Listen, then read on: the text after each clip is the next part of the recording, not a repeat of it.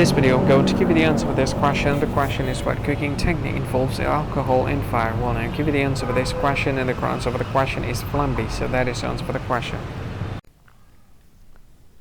Hi, thank you so much for watching this video. If you find this video is very useful, you can help this channel to grow by subscribing this channel. Please this subscribe button and don't forget to like this video. And if you find this video is not really good, or you don't really like this video, or you kind of feel that it's a little bit offensive or something like that, you can click this one, dislike button. You can do that anyway.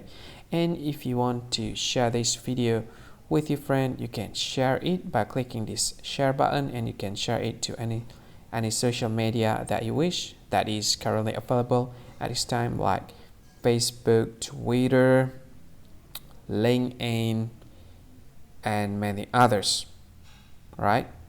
And if you want to add this video to your playlist, you can click this one. You can watch this video later, and you can find more options by clicking these three dots.